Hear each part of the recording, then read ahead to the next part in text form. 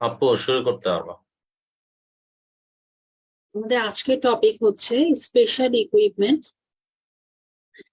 শুরুতেই বলে নিই, স্পেশাল ইকুইপমেন্ট থেকে সিলেবাস অনুযায়ী কোশ্চেন আসার কথা 10 থেকে 12টা, বাট ইউজুয়ালি দেখা যায় যে এখান থেকে আমাদের 15টার মতো কোশ্চেন চলে আসে।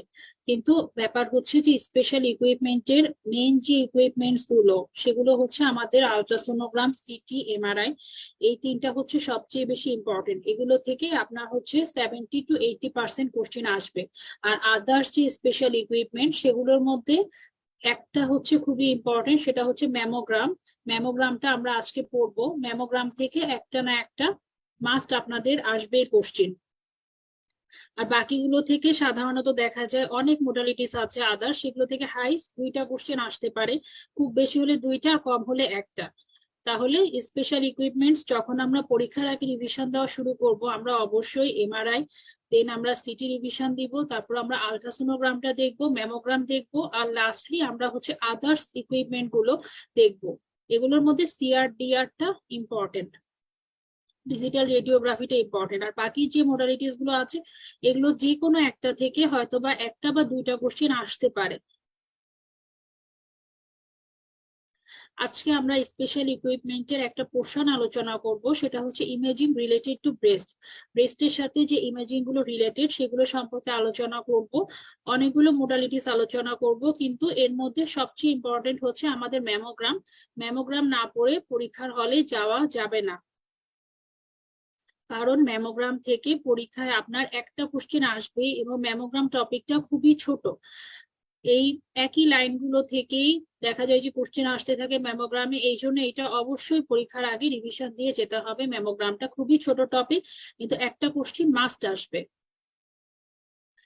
ম্যামোগ্রাম শুরুতে আমরা জেনে নিই ডেফিনিশনটা।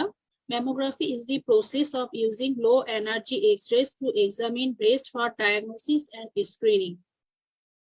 তাহলে ম্যামোগ্রাফি হচ্ছে এমন একটা প্রসেস যেখানে আমরা এক্স-রে ইউজ করি to examine breast for diagnosis and screening. কিন্তু ইম্পর্টেন্ট কি এখানে, যে আমরা লো এনার্জি এক্স-রে ইউজ করি।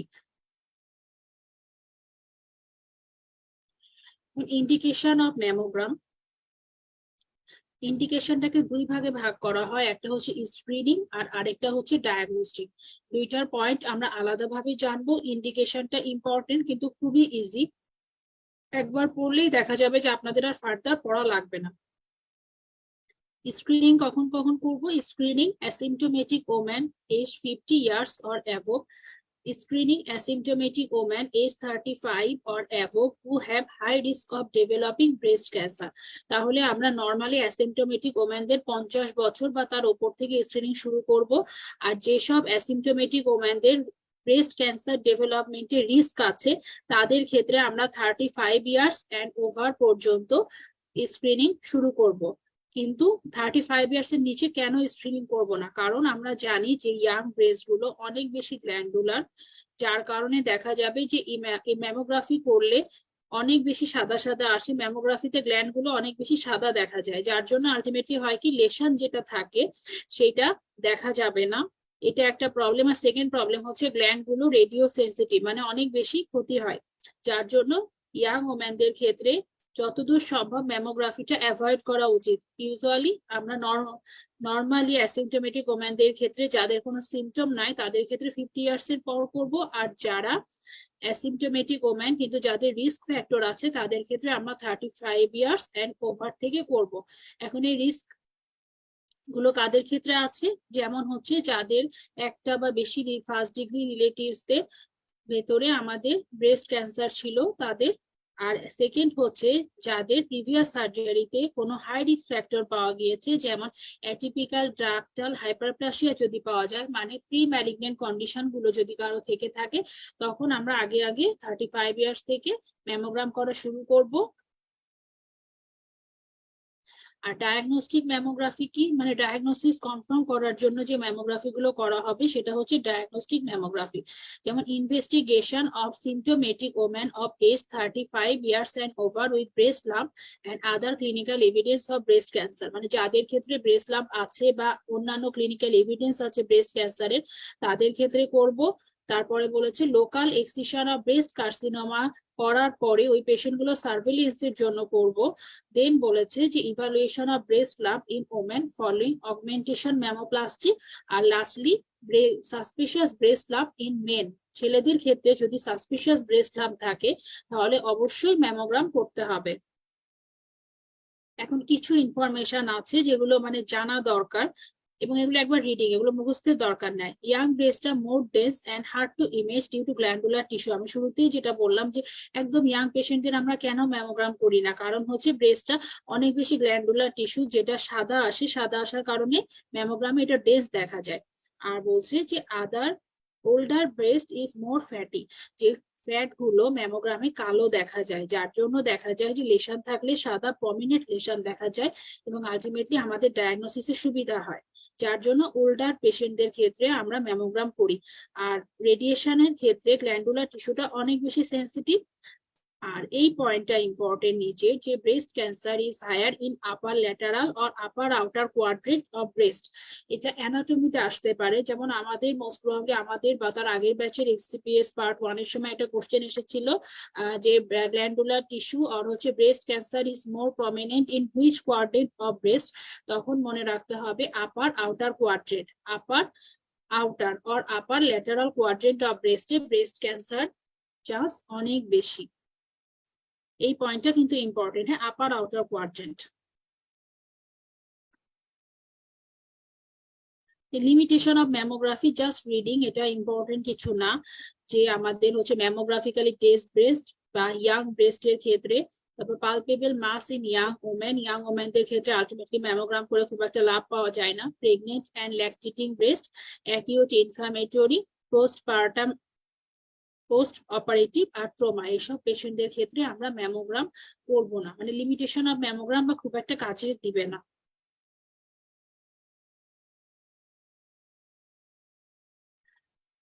প্রজেকশন, এখন ম্যামোগ্রাফির ক্ষেত্রে কি কি প্রজেকশন ইউজ করা হয় এটা আবার ইম্পর্টেন্ট। হ্যাঁ, ম্যামোগ্রাফি প্রজেকশন লাগবে। স্ট্যান্ডার্ড প্রজেকশন কি, মানে নর্মালি আমরা ডায়াগনস্টিক পারপাসে বা আমাদের মেডিকেল গুলোতে আমরা দুইটা ভিউ করি, একটা হচ্ছে medio lateral oblique view or MLO view, lateral oblique view, আর আরেকটা হচ্ছে আমাদের ক্রেনিও কর্ডাল ভিউ। আর সাপ্লিমেন্টারি ভিউ গুলোর ভেতরে কি কি আছে, এই দুটো হচ্ছে আমাদের মেইন। আমরা নর্মাল ম্যামোগ্রাম বলতে এই দুটো ভিউ করি, এবং এই দুটো ফিল্ম মাস সাপ্লাই দেওয়া হয়। কিন্তু সাপ্লিমেন্টারি ভিউ গুলো কখন দেওয়া হয়, যখন আমরা এমএলও আর সিসি ভিউ করে ডায়াগনোসিসটা কনফার্ম হতে না পারি, তখন আমরা সাপ্লিমেন্টারি ভিউ দিই। সাপ্লিমেন্টারি ভিউ এর ভেতরে কি কি আছে, lateral extended cranio caudal, magnification, localised compression or spot compression, আর ক্লিভেজ ভিউ। এই ভিউগুলোর নাম আমরা মুখস্থ করে রাখবো। তবে অবশ্যই মনে রাখতে হবে স্ট্যান্ডার্ড ভিউ আমাদের দুইটা, এমএলও ভিউ, মানে মিডিও ল্যাটারাল অবলিক আর ল্যাটারাল ভিউ, আর ক্রেনিও কর্ডাল ভিউ। পজিশনিং টপিকটা 1 স্টার। শুধুমাত্র এখান থেকে রেড মার্ক করা পয়েন্ট গুলো দেখলেই মোটামুটি কাভার হয়ে যাওয়ার কথা, ভেতরের গুলো অত ডিটেলস পড়ার দরকার নাই। মিডিও ল্যাটারাল অবলিক ভিউ এর ক্ষেত্রে কি করা হয়, mammogram stand or beam is angled at 45 degree for vertical. মানে ম্যামোগ্রাফিক যে বিমটা, ম্যামোগ্রামের বিমটাকে 45 ডিগ্রি অ্যাঙ্গেল করা হয়। আর during application of compression nipple must be kept in profile, নিপেলটাকে আমরা প্রোফাইল পজিশনে রাখার চেষ্টা করব। এই যে এইটা আমাদের positioning of medio lateral oblique view. এই যে ব্রেস্টটাকে ঠিক এভাবে রেখে মিডিও ল্যাটারালি ব্রেস্টটাকে কম্প্রেস করা হয়। মানে এইটা হচ্ছে আমাদের ব্রেস্টের টেবিল, যে টেবিলের উপর ব্রেস্টটাকে রাখবো, এইটা হচ্ছে ম্যামোগ্রাফিক কম্প্রেশন। ম্যামোগ্রাফির ক্ষেত্রে ব্রেস্টটাকে কম্প্রেস করে নিতে হয়, তাহলে হচ্ছে রিলেটিভলি কম রেডিয়েশন রাখে এবং ইমেজটাও ভালো আসে, ডেন্স আসে, ভালো আসে ইমেজটা। যার জন্য এই কম্প্রেসারের কেন ইউজ করা হয় এটা আমরা একটু পরে ডিটেলস আলোচনা করব। খালি আমরা এই স্ট্রাকচারটা দেখি, এটা হচ্ছে টেবিল, এই টেবিলের উপর ব্রেস্টটাকে রাখা হয়, রেখে এইভাবে আমাদের হচ্ছে কম্প্রেসর দিয়ে কম্প্রেস করা হবে।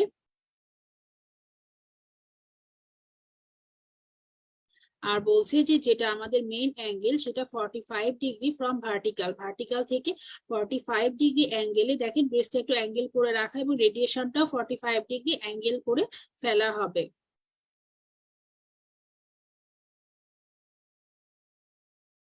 এরপর আমরা চলে যাই ক্রেনিও কর্ডাল ভিউ এর ক্ষেত্রে কি হবে, বিম অ্যাক্সিসটা থাকবে vertical, patient is rotated 15 to 20 degree to bring the breast closer to the table, পেশেন্টটা 15 থেকে 20 ডিগ্রি রোটেটেড থাকবে, breast is rotated 5 to 10 degree medially so that nipple is just medial to the middle of the table, nipple should be in mid line of image. এখান থেকে important হচ্ছে আমাদের নিপলটা mid line of ইমেজে থাকতে হবে cranio কর্ডালের ক্ষেত্রে অবশ্যই, আর হচ্ছে ব্রেস্টটা রোটেট করতে হবে 5 to 10 ডিগ্রি মিডিয়ালি, এই দুটা লাইন ইম্পর্টেন্ট। আর এমএলও থেকে জাস্ট 45 ডিগ্রি অ্যাঙ্গেলে আমাদের হচ্ছে বিমটা ফেলবো, আর ক্রেনিও কর্ডালের ক্ষেত্রে বিমটা ভার্টিক্যালি ফেলবো, এই পয়েন্টগুলো ইম্পর্টেন্ট। আর দেন আরেকটা জিনিস জানার ব্যাপার যে heel effect is compensated by positioning the cathode over the chest side of the patient and anode over the nipple of the breast, এই পয়েন্টটা মনে রাখবেন।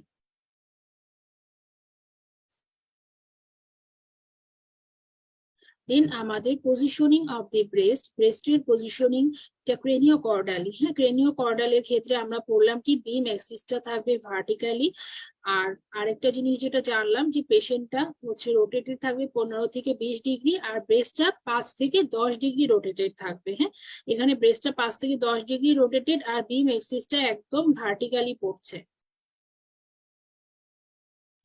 দেন এই ক্রাইটেরিয়া গুলো আমাদের বেসিক্যালি ডায়াগনোসিসের জন্য বেশি লাগে, রিপোর্টিং এর জন্য বেশি লাগে, ইউজুয়ালি এমসিকিউ এ দিবে না ক্রাইটেরিয়া অফ এমএলও ভিউ বা সিসি ভিউ এর ক্রাইটেরিয়া ইন এমসিকিউ এ দিবে না, বাট তারপরেও যেহেতু খুব সোজা একবার রিডিং দিলেই মনে থাকবে, এই জন্য একবার একটু রিডিং দিয়ে যাবেন। হ্যাঁ এটা মুখস্থ করার কিন্তু কোনো দরকার নাই।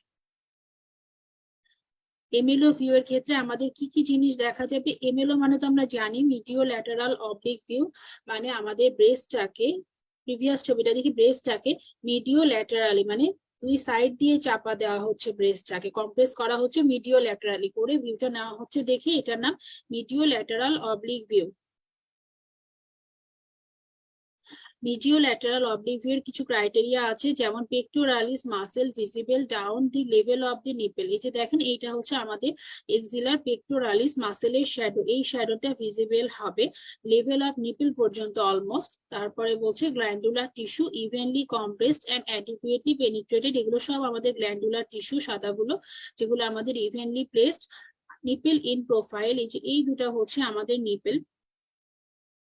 Visualisation of inframammary fold, inframammary ফোল্ডটা দেখা যাবে, আর বলছে স্কিন ফোল্ড থাকবে না, আর ideally image should be symmetrical, ideally right আর লেফট এর ইমেজটা সিমেট্রিক্যাল বা একই রকম হতে হবে।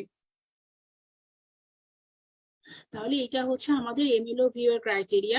এখান থেকে ইম্পর্টেন্ট দুইটা, সেটা হচ্ছে pectoralis muscle is visible down to the level of the nipple, আর নিপলটা হচ্ছে আমাদের ইন প্রোফাইল ভিউতে থাকবে। আর criteria of assessing cranio caudal view, এই যে ব্রেসটা এটা আমাদের হচ্ছে ক্রেনিও কর্ডাল ভিউ, আর আগেরটা যেটা পড়লাম আমরা সেটা ছিল আমাদের এমএলও ভিউ। আর আরেকটা জিনিস আমি জাস্ট আপনাদের জানার জন্য বলে রাখি, এটা মনে রাখার দরকার নাই,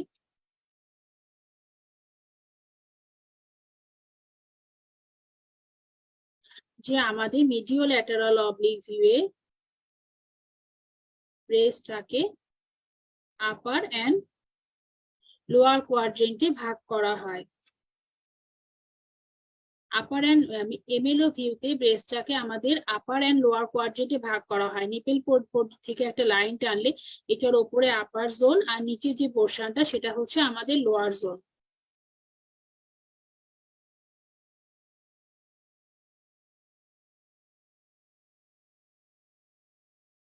এরপর আমাদের ক্রেনিও কর্ডাল ভিউ এর ক্ষেত্রে কিছু ক্রাইটেরিয়া আছে, medial and lateral tissue visualised as possible, no skin fold should be in view, image should be symmetrical, image দুইটা symmetrical হতে হবে, আর নিপেলটা ইন প্রোফাইল ভিউতে আমরা দেখতে পাবো। আর আরেকটা জিনিস ছিল ক্রেনিও কর্ডালের ক্ষেত্রে ইমেজের মিড লাইনে যেন নিপেলটা থাকে সেই দিকে খেয়াল রাখতে হবে। আর এটার ক্ষেত্রে ইম্পর্টেন্ট বা একটা জিনিস যা জানার জন্য বলে রাখি যে আমাদের যেটা ক্রেনিও কর্ডাল ভিউ সেখানে আমরা ব্রেস্টটাকে মিডিয়াম আর হচ্ছে ল্যাটারাল বা হচ্ছে আউটার আর ইনার কোয়াড্রেন্টে ভাগ করি। উপরেরটা হচ্ছে আমাদের আউটার কোয়াড্রেন্ট, নিচেরটা আমাদের ইনার কোয়াড্রেন্ট। তাহলে আমরা এমএলও তে ব্রেসটাকে ভাগ করলাম আপার আর লোয়ার কোয়াড্রেন্টে, আর ক্রেনিও কর্ডালের ক্ষেত্রে ব্রেসটাকে আউটার আর ইনার কোয়াড্রেন্টে ভাগ করি।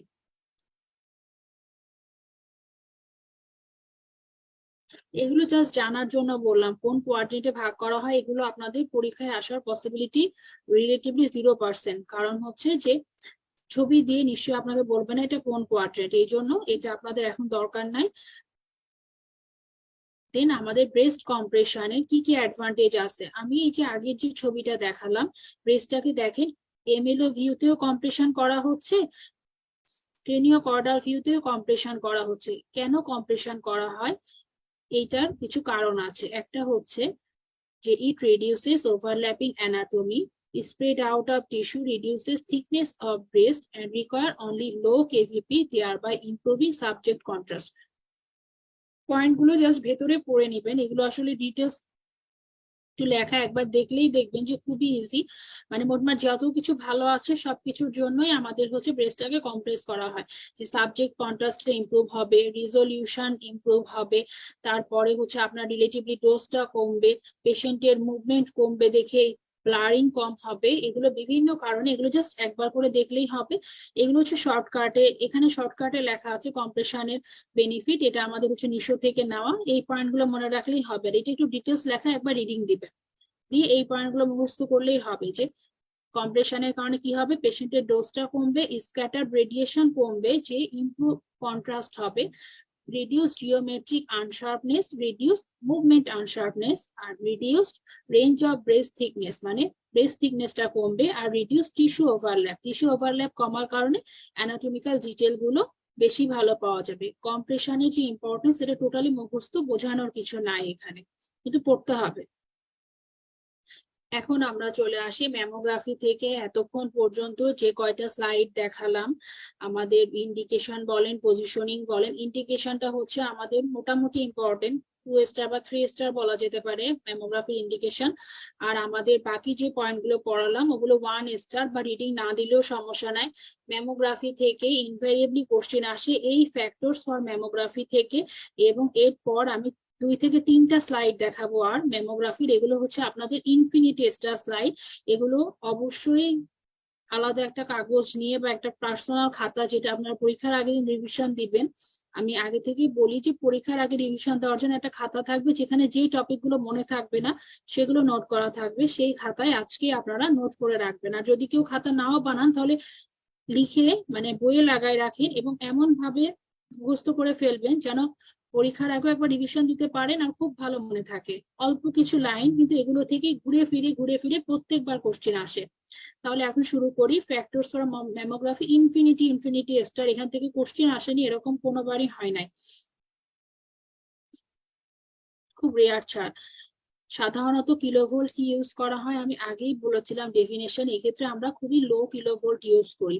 নর্মাল এক্স এর ক্ষেত্রে যেখানে আমরা 80 থেকে 100 কিলোভোল্ট পর্যন্ত ইউজ করি, এখানে আমরা অনলি দেখা যায় যে 25 to 40, আর কোনো কোনো বইয়ে লেখা আছে 20 থেকে 30 কিলোভোল্ট, আর আরেকটা বই লেখা আছে 24 to 32 কিলোভোল্ট রেঞ্জ পর্যন্ত আমরা ইউজ করে থাকি মেশিন এনার্জি। এভারেজে কত, এভারেজে হচ্ছে 19 কিলোভোল্ট, ইউজুয়ালি বিলো, মানে মোট কথা হচ্ছে বিলো 40 কিলোভোল্ট। তাহলে যদি একটা মনে গ্রস রেঞ্জ করি, তাহলে যদি সবগুলো অপশনে থাকে তাহলে আমাদের অ্যান্সার হবে 20 to 30 কিলোভোল্টটা ম্যাক্সিমাম বইয়ে দেওয়া আছে, 20 to 30 কিলোভোল্টে আমরা ফলো করব। আদারওয়াইজ এগুলোর ভেতরে মানে আপনার 20 থেকে 40 মধ্যে রেঞ্জ থাকলে আমরা ট্রু দিব, মানে যদি আমাদের স্টেমে 20 to 40 ভেতরে রেঞ্জ দেয় তাহলে আমরা মোটামুটি ট্রু ধরে নিতে পারি। তারপরেও কিন্তু মানে যদি একটা স্পেসিফিক রেঞ্জ বলে তাহলে 20 to 30 বা 24 to 32টা হচ্ছে ভালো, মানে মোর অ্যাকুরেট। বারবার বলছি এই জন্য যেন আপনাদের মনে থাকে, মেশিন এনার্জি ইনভ্যারিয়েবলি কোশ্চেনের স্টেমে আসে। এক্ষেত্রে আমাদের যদি একটা সিঙ্গেল বেস্টে কখনো আসে তাহলে 24 to 32টা আমাদের প্রেফারেবল রেঞ্জ হবে, বা 20 to 30টা আমাদের প্রেফারেবল রেঞ্জ হবে। দেন এইটা একটা বড় রেঞ্জ, কিন্তু যদি আমাদের এমসিকিউ এর ভেতরে আসে তাহলে আমরা 20 to 40 রেঞ্জটাকে ফলো করতে পারি, মানে 20 to 40 বা হচ্ছে 30 to 40 রেঞ্জটাকে আমরা মোটামুটি ফলো করতে পারি এমসিকিউ এর ক্ষেত্রে। কিন্তু যদি সিঙ্গেল বেস্টের ক্ষেত্রে আসে তখন আমাদের এইটা হবে সিঙ্গেল বেস্টের অ্যান্সার। হ্যাঁ, এসবি এর ক্ষেত্রে 24 to 32 বা 20 to 30 অ্যান্সারটাই আমরা ফলো করার ট্রাই করবো। কিন্তু যদি স্ট্রিমে না থাকে তখন 20 to 40 ভেতরে যে রেঞ্জটা সেটাকে ট্রু দিলেই হবে। কোনো কোনো জায়গায় 30 to 40ও লেখা আছে। এখন এভারেজে হচ্ছে 19 কিলোভোল্ট, এটা আমাদের মেশিন এনার্জি। মেশিন মানে হচ্ছে এক্সরে টিউবটার এনার্জি। আর আমাদের যদি কিলো ইলেকট্রন ভোল্টে এক্সপ্রেস করি, লো কিলোভোল্ট কত 17.14 to 19.5 kilo electron volt or 17 to 24 kilo electron volt. একটা জিনিস মাথার মধ্যে রাখতে হবে, কিলো কেভিপি আর কিলো ইলেকট্রন ভোল্ট দুইটা মান কিন্তু খেয়াল রাখতে হবে। অনেক সময় কোশ্চেনে দেখা যাবে যে যদি 20 to 40 কিলো ইলেকট্রন ভোল্ট দিয়ে দিত তখন কিন্তু আবার এইটা হতো না, কারণ হচ্ছে কেভিপি আর কিলো ইলেকট্রন ভোল্টের মধ্যে কিন্তু একটু স্লাইট ডিফারেন্স আছে। যার জন্য আমরা মনে রাখবো যে কিলো ইলেকট্রন ভোল্ট বললে আমাদের 17.14 থেকে 19.5 কিলো ইলেকট্রন ভোল্ট, আর কেভিপি বললে 20 to 30 কেভিপি। আর এক্ষেত্রে আমাদের মোনো এনার্জেটিক এক্সরে ইউজ করা হয়। We use low energy, so for maximum photo electric interaction হবে। ম্যামোগ্রাফির ক্ষেত্রে আমাদের ফটো ইলেকট্রিক ইন্টারাকশন ম্যাক্সিমাম হবে, অনলি 15% কম্পটন ইন্টারাকশন হয়। আর এক্ষেত্রে আমাদের টার্গেট বা অ্যানোড কি, মলিবডেনাম অ্যানোড। মলিবডেনামের অ্যাটমিক নাম্বারও খুবই ইম্পর্টেন্ট, আর কোনো কোনো ক্ষেত্রে রোডিয়ামও ব্যবহার করা হয়। দুইটারই অ্যাটমিক নাম্বার জানবো। এখন আমরা কি নর্মাল, আমাদের কি নর্মাল এক্সরে প্রোডাকশন মনে আছে, যেটা আমরা শুরুর দিকের ক্লাসে পড়েছিলাম? এক্সরে প্রোডাকশনের সময় আপনার অ্যানোড কি ছিল? টাংস্টেট ছিল। কিন্তু এই ক্ষেত্রে আমরা টাংস্টেট ইউজ করব না। ম্যামোগ্রাফির ক্ষেত্রে আমরা মলিবডেনাম ফ্যাক্ট ইউজ করব, কারণ এক্ষেত্রে আমাদের লো কিলোভোল্ট এবং মোনো এনার্জেটিক এক্সরে দরকার। কিন্তু আমরা হচ্ছে যখন টাংস্টেট ইউজ করি তখন আমাদের কিলোভোল্টও বেশি হয়, বেশি লেগে যায়। আর সবচেয়ে বড় কথা হচ্ছে এক্ষেত্রে আমাদের পলি এনার্জেটিক বিম পাওয়া যায় টাংস্টেটের ক্ষেত্রে। কিন্তু যেহেতু ম্যামোগ্রামের ক্ষেত্রে আমাদের মোনো এনার্জেটিক বিম দরকার, আর ম্যামোগ্রাফের ক্ষেত্রে আমাদের লো কিলোভোল্ট ইউজ করা হয়, এই জন্য ম্যামোগ্রামের ক্ষেত্রে আমাদের টার্গেট হবে মলিবডেনাম আর কোনো কোনো ক্ষেত্রে রোডিয়াম। তবে যদি সিঙ্গেল বেস্ট হয় তখন অবশ্যই অবশ্যই অ্যান্সার হবে মলিবডেনাম। কিন্তু যদি মাল্টিপল চয়েস থাকে তখন রোডিয়ামটাও আমরা ট্রু দিব। কিন্তু আমাদের সিঙ্গেল বেস্টের ক্ষেত্রে অ্যান্সার অলওয়েজ মলিবডেনাম। এস দিয়ে আমি লিখলাম। দেন আমাদের অ্যানোডটা কেমন হবে? এই যে মলিবডেনামের যে অ্যানোড সেটা আমাদের রোটেটিং অ্যানোড হবে, রোটেটিং অ্যানোড হবে। আর আরেকটা জিনিস হচ্ছে আমরা ফাইন গ্রেন ম্যামোগ্রাফিক ফিল্ম ইউজ করব, আর ফিলামেন্ট বা যেটা ক্যাথোড ফিলামেন্ট সেটা 0.3 মিলিমিটার হবে। হ্যাঁ, 0.3 মিলিমিটার হবে। এই পয়েন্টগুলো একটু জেনে রাখবো। তবে এখান থেকে আমাদের সবচেয়ে ইম্পর্টেন্ট হচ্ছে কিলোভোল্ট কত ইউজ করি, monoenergetic, photo electric interaction, আর হচ্ছে মলিবডেনাম অ্যানোড বা টার্গেট। আর আরো কিছু জিনিস আছে জানা দরকার, যেমন এই ক্ষেত্রে আমাদের ফিল্টার ইউজ করা হয়। ম্যামোগ্রামের ক্ষেত্রে যে ফিল্টার ইউজ করা হয় সেটা হচ্ছে মলিবডেনাম ফিল্টারই ইউজ করা হয়। বা যদি আমরা রোডিয়াম ইউজ করি টার্গেটে, মানে যেটা আমরা টার্গেটে ইউজ করব সেইটাই আমরা ফিল্টার হিসেবে ইউজ করব। এই জিনিসটাকে,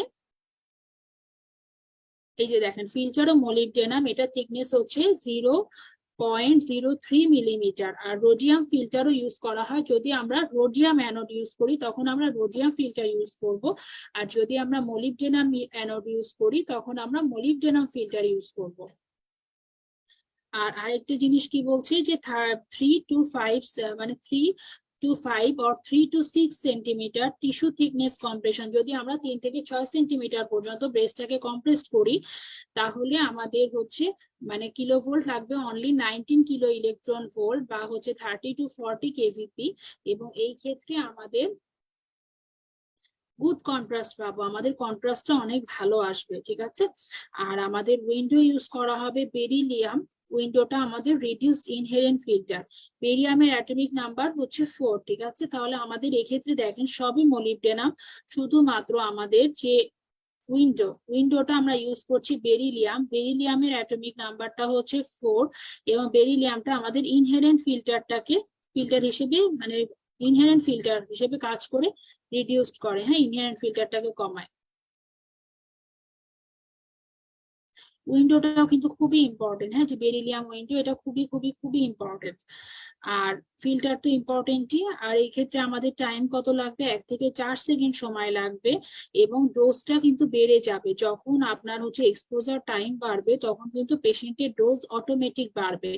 আর এক্ষেত্রে আমাদের মিলি অ্যাম্পিয়ার কত ইউজ করা হয়, প্রিভিয়াসলি 1200 থেকে 1800 মিলি অ্যাম্পিয়ার ইউজ করা হতো, এটা প্রিভিয়াস, হ্যাঁ, কিন্তু এখন আমরা 100 থেকে 200 মিলি অ্যাম্পিয়ার ইউজ করি উইথ ইন্টেন্সিফাইং স্ক্রিন। এখন কথা হচ্ছে যে আমরা কেন মিলি অ্যাম্পিয়ারটা কমায় নিয়ে এসে ইন্টেন্সিফাইং স্ক্রিন ইউজ করছি, কারণ এত বেশি ডোজে অনেকগুলো পেশেন্টের এক্সপেরিমেন্টে দেখা গিয়েছিল, অনেকগুলো পেশেন্টের ব্রেস্ট ক্যান্সার ডেভেলপ করেছিল, যার জন্য আমরা এই ডোজটাকে কমিয়ে এখন 100 থেকে 200 মিলি অ্যাম্পিয়ারে নিয়ে এসেছি। এবং এটার সাথে আমরা একটা ইনহেরেন্ট ফিল্টার, মানে এটার সাথে আমরা এটা হচ্ছে ইন্টেন্সিফাইং স্ক্রিন ইউজ করি।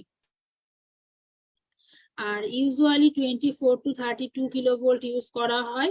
ওটা তো আমি বললামই যে সিঙ্গেল বেস্টের ক্ষেত্রে 24 to 32টাই প্রেফারেবল, আর 20 to 30 আর পেশেন্টের ডোজটা বেশি হবে।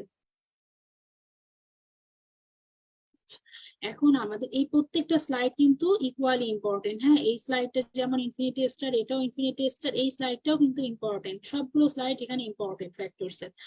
Small focal spot 2 in number, 0.3 or 0.4 millimetre, যেটা হচ্ছে রেকর্ডেড ডিটেইলের জন্য, আর 0.1 মিলিমিটার ইউজ করা হয় ম্যাগনিফিকেশনের জন্য। তাহলে দুইটা ফোকাল স্পট, একটা সাইজ হবে 0.3, একটা বইয়ে লেখা, আরেকটা বইয়ে লেখা 0.4, যে কোনো একটা হবে। আর যেটা ছোট সেটা সাইজ হবে 0.1 মিলিমিটার। আর গ্রিড রেশিওটা এক্ষেত্রে কেমন হবে, লো গ্রিড রেশিও ইউজ করা হবে। Single screen, single emulsion film, মানে স্ক্রিনটাও সিঙ্গেল থাকবে, সিঙ্গেল ইমালশন ফিল্ম ইউজ করা হবে। এটা কিন্তু আমরা ফিল্ম, মানে আমাদের হচ্ছে যেটা রেডিও, মানে রেডিও কেমিস্ট্রি, যেখানে ফিল্মের টাইপ যখন আমরা পড়েছিলাম, স্ক্রিনের টাইপ যখন আমরা পড়েছিলাম, তখন কিন্তু বারবার বলা হয়েছিল ম্যামোগ্রাফির ক্ষেত্রে সিঙ্গেল স্ক্রিন আর সিঙ্গেল ইমালশন ফিল্ম ইউজ করা হয়। সোর্স টু ইমেজ ডিস্টেন্স 60 আর কোনো কোনো ক্ষেত্রে 65 সেন্টিমিটার হতে পারে। আর mammography can be use to perform stereotactic biopsy. আর ইফেক্টিভ অ্যানোড অ্যাঙ্গেলটা 22 to 24 degree for a source to image distance. যদি আমাদের এসআইডিটা 65 সেন্টিমিটার হয়, তাহলে অ্যানোড অ্যাঙ্গেলটা 22 to 24 ডিগ্রি পর্যন্ত হতে পারে। এখন আমাদের এই জিনিসটা, AEC এর ফুল ফর্ম কি, এটা আমাদের জানা দরকার। Automatic exposure control. Automatic exposure control জিনিসটা কি, either photo timer or ionisation chamber is normally position 3 to 5 centimetre posterior to the nipple. হ্যাঁ, এই জিনিসটা একটু জাস্ট রিডিং দিয়ে রাখবো। এখান থেকে আমাদের হচ্ছে AEC এর ফুল ফর্মটা জাস্ট জানলেই হবে। আর বাকি পোর্শন যা আছে এতটুকু না পড়লেও সমস্যা নাই, তবে আমরা অবশ্যই অবশ্যই অটোমেটিক এক্সপোজার কন্ট্রোল জিনিসটা জানবো। আর ফোকাল স্পট দুইটা লাগবে, এটা জানতে হবে। লো গ্রিড রেশিও, এটা আমরা জানবো। অ্যানোড অ্যাঙ্গেল অত ইম্পর্টেন্ট না।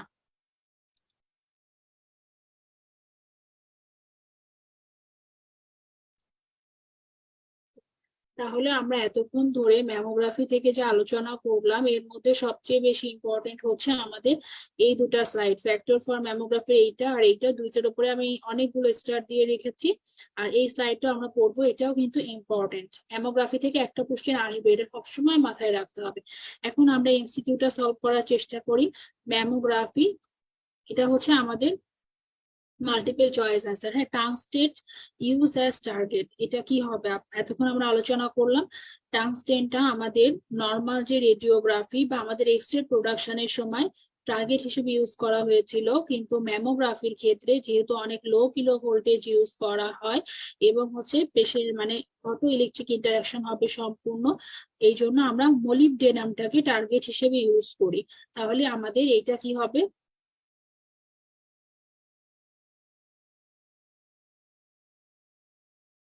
তাহলে আমাদের প্রথমটা হবে হচ্ছে ফলস। দেন আমাদের যদি আমরা সেকেন্ডটাতে যাই, মলিবডেনাম ইউজড অ্যাজ ফিল্টার, আমরা কি পড়েছিলাম, মলিবডেনামের সাথে মলিবডেনাম ফিল্টার আর রোডিয়ামের সাথে রোডিয়াম ফিল্টার। তাহলে মলিবডেনাম ফিল্টার হবে, এটা অবশ্যই ট্রু হবে। লো কিলোভোল্ট ইউজ, এটা অবশ্যই অবশ্যই ট্রু হবে, কারণ আমরা জানি যে কেভিপি অনেক কম ইউজ করা হয়, 24 to 32 কেভিপি ইউজ করা হয়। KH filter is used, KH filter জিনিসটা কি এটা আমি পরের স্লাইডে আলোচনা করব। KH ফিল্টার ইউজ করা হয়, এটা হচ্ছে ট্রু হবে। KH ফিল্টার জিনিসটা কি, সাধারণত যে এক্স রে ফোটন এনার্জি আর হচ্ছে যে ফিল্টার ইউজ করা হচ্ছে তার কেশেল এনার্জি যদি অলমোস্ট সেম হয় তখন সেটাকে, বা তার KH এনার্জি যদি সেম হয় তখন সেই ফিল্টারটাকে KH ফিল্টার বলা হয়। যেহেতু ম্যামোগ্রাফির ক্ষেত্রে আমরা মলিবডেনামটাকেই টার্গেট আর মলিবডেনামটাকেই ফিল্টার হিসেবে ইউজ করছি, একই ম্যাটেরিয়াল, এইটাকে, এই জন্য মলিবডেনামটা এখানে KH ফিল্টার হিসেবে কাজ করবে। যার জন্য যদি কোশ্চিনে আসে KH filter is used in mammography, তাহলে অ্যান্সারটা হবে ট্রু। 30 to 40 কিলোভোল্ট ইউজ করা হয়, যদিও এটা একটু কনফিউজিং কারণ ম্যাক্সিমাম বইয়ের রেঞ্জটা লেখা 24 to 32 কিলোভোল্ট, তবে কোনো কোনো জায়গায় লেখা যে বিলো 40 পর্যন্ত যে কোনো কিলো ভোল্টেজ, 20 থেকে বিলো 40 পর্যন্ত কিলো ভোল্টেজ ম্যামোগ্রাফির ক্ষেত্রে ইউজ করা যায়। এই জন্য 30 to 40 কিলোভোল্ট ইউজটাকে আমরা ট্রু দিতে পারি। তাহলে আমাদের শুধুমাত্র প্রথমটা ফলস, বাকি molybdenum used as filter true, low kilovolt use true, KH filter use true, আর 30 to 40 কিলোভোল্ট ইউজ ট্রু। এটা একটু কনফিউজিং হলেও এটাকে আমরা ট্রু দিব।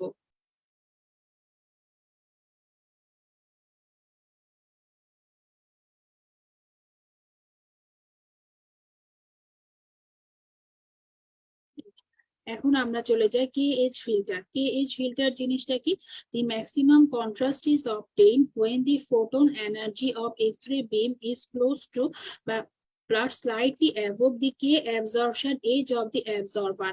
মানে মোটপাট হচ্ছে ফিল্টারের K absorption age এর চেয়ে যদি ফোটন এনার্জিটা ক্লোজ বা স্লাইটলি অ্যাবভ হয় এক্স-রে ফোটনের, তখন যে ফিল্টার হিসেবে কাজ করে সেটাই আমাদের KH ফিল্টার। যেহেতু এখানে মলিবডেনামই আমাদের টার্গেট আর মলিবডেনামই আমাদের ফিল্টার, এই জন্য মলিবডেনামটা KH ফিল্টার হিসেবে কাজ করবে। এবং এখানে দেখেন যে আমরা মলিবডেনামের ক্ষেত্রে কি করেছি, আমাদের এই যে পুরা গ্রাফটা এটা ছিল আমাদের ব্রিমস্টালাং রেডিয়েশনের গ্রাফ, কিন্তু আমরা মলিবডেনাম ফিল্টার ইউজ করে হাই এনার্জি ফোটন গুলো আমরা অ্যাবজর্ব করে নিয়েছি, যার জন্য পেশেন্টের ডোজটা রিলেটিভলি কমবে এবং ক্যারেক্টারিস্টিক রেডিয়েশন দুইটাই আছে, যার জন্য আমরা একটা মোনো এনার্জেটিক বিম পাবো। তাহলে মলিবডেনাম ফিল্টার দিয়ে আমরা হাই এনার্জি ফোটন গুলো যেগুলো 20 কিলো ভোল্টের বেশি সেগুলো সবই অ্যাবজর্ব করে ফেলছি। 20 কিলো ভোল্টের ওপরের ফোটন গুলো আর আমাদের হচ্ছে এক্স-রে বিমে পৌঁছাবে না, শুধুমাত্র এই পোর্শনটা আমাদের এক্স-রে বিমে এবং পেশেন্টের কাছে পৌঁছাবে, যেগুলো দিয়ে ইফেক্টিভ বিম তৈরি হবে এবং ক্যারেক্টারিস্টিক রেডিয়েশন দুইটাই থাকবে।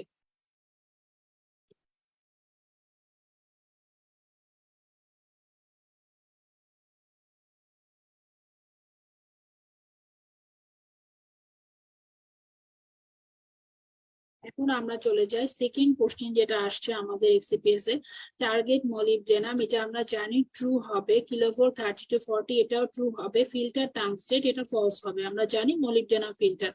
প্রিমস রেডিয়েশন মোস্টলি এটা আমাদের ফলস হবে। কেন, কারণ হচ্ছে যে আমি আপনাদের একটু আগের ছবিতেও দেখালাম যে ব্রিমস রেডিয়েশন ছিল পুরাটা, এটার ম্যাক্সিমাম পোর্শনটাই তো অ্যাবজর্ব হয়ে গিয়েছে, তাহলে আমাদের যে স্পেকট্রাম সেখানে ক্যারেক্টারিস্টিক রেডিয়েশনটাই বেশি থাকবে। হ্যাঁ, 17.6 19.7 দুইটাই কিন্তু ক্যারেক্টারিস্টিক রেডিয়েশনের ফলে হওয়া, এবং এই ক্যারেক্টারিস্টিক রেডিয়েশন দিয়েই মোনো এনার্জেটিক বিমটা আমরা পাবো। এই জন্যই আমাদের এক্ষেত্রে ব্রিমস রেডিয়েশন মোস্টলি এটা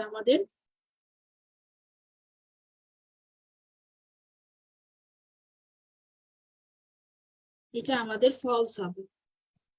এক্ষেত্রে এটা আমাদের একটা বই থেকে নেওয়া যে molybdenum and rhodium characteristic X-rays arise from K shell and the energies lie in the useful range for mammography. Their beams lung spectrum is smaller than that of tungstate। যেহেতু এখানে ক্যারেক্টারিস্টিক এক্সরেটা molybdenum আর রোডিয়ামের ক্ষেত্রে বেশি হয় দেন beans radiation, যার জন্য mono energetic বিম পাওয়া যায় এবং আলটিমেটলি এই জন্যই molybdenum আর রোডিয়াম ইউজ করা হয়। তার মানে মনে রাখতে হবে যে আমাদের হচ্ছে এক্ষেত্রে ক্যারেক্টারিস্টিক রেডিয়েশনটা বেশি, ব্রিমস রেডিয়েশনটা কম। এটা আমাদের ফলস হবে যদি ব্রিমস রেডিয়েশন মোস্টলি হয়।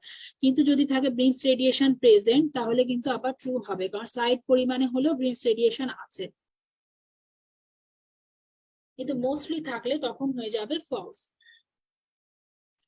দেন আমাদের ফ্যাক্টরস ফর ম্যামোগ্রাফি খুবই ইম্পর্টেন্ট, এটাও আমাদের ইনফিনিটি স্টার বলা চলে। কি কি ইউজ করা হয় এটা আমাদের আগের পড়া, যে single layer of emulsion, single screen, স্পিডটা কেমন হবে, কম, এক্সট্রিমলি ফাইন গ্রেন ইউজ করা হবে ফিল্মে, আর হাই কন্ট্রাস্ট।